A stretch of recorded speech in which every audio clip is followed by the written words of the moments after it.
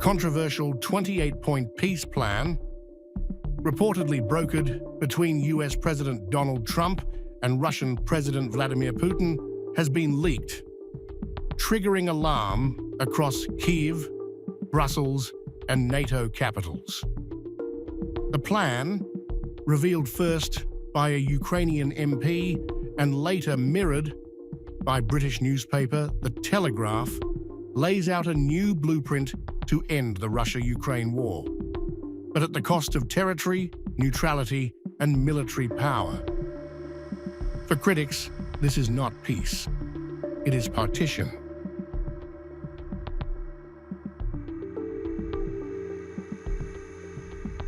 At the heart of this alleged deal is a radical demand. Ukraine must abandon its NATO dream forever. Ukraine to enshrine neutrality in its constitution. Ukraine must never join NATO. NATO to formally pledge never to admit Ukraine. No NATO troops allowed on Ukrainian soil. Foreign fighter jets only permitted in Poland.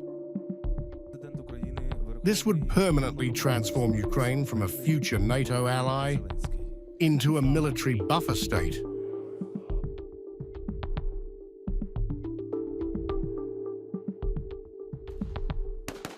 The deal also drastically reshapes Ukraine's armed forces. Ukrainian army capped at 600,000 troops, ban on missiles capable of striking Moscow or St. Petersburg. Ukraine cannot use force to reclaim occupied territories. If Ukraine violates rules, security guarantees revoked. In simple terms, Ukraine can defend itself, but only within strict limits.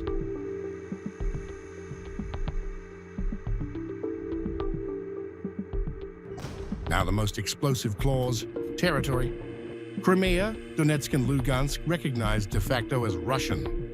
Kherson and Zaporizhzhia frozen along current front lines. Ukraine must withdraw from parts of Donetsk. It still controls.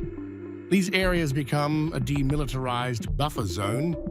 Russia renounces claims on other Ukrainian regions it occupies. This would create a new permanent de facto border, slicing Ukraine into a smaller state.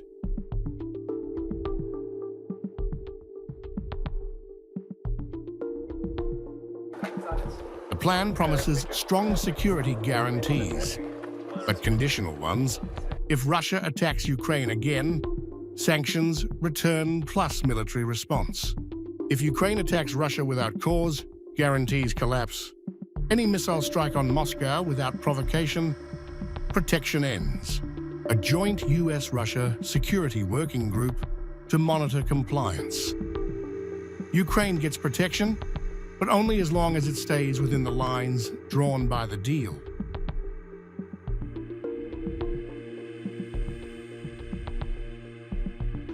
Perhaps most controversial, the economic section. Russia to be gradually reintegrated into the global economy. Moscow to be invited back to the G8. US-Russia economic cooperation in energy, rare earth minerals, artificial intelligence, Arctic projects, sanctions lifted step by step based on compliance. To supporters, a path to stability. To critics, a reward for aggression.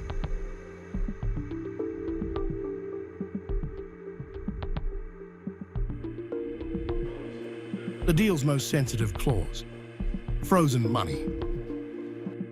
100 billion of frozen Russian assets, Ukraine Reconstruction.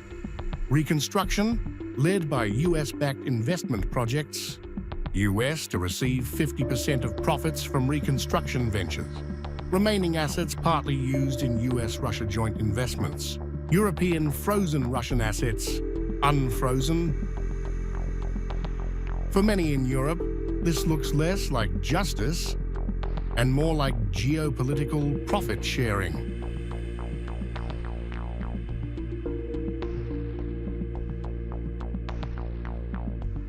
The final segment deals with stability, power, and governance. Zaporizhzhia nuclear plant revived under IAEA control. Electricity split 50-50, between Ukraine and Russia. Ukraine to hold elections within 100 days of ceasefire. All wartime actions to receive full amnesty. A Trump-led peace council to oversee the deal. Ceasefire begins once armies withdraw to agreed lines. If true, this is not just a peace plan. It is a blueprint to reshape Ukraine, Europe, and the post-war world order. And for Kyiv, the question now is brutal. Accept peace or fight on for land, sovereignty, and NATO dreams.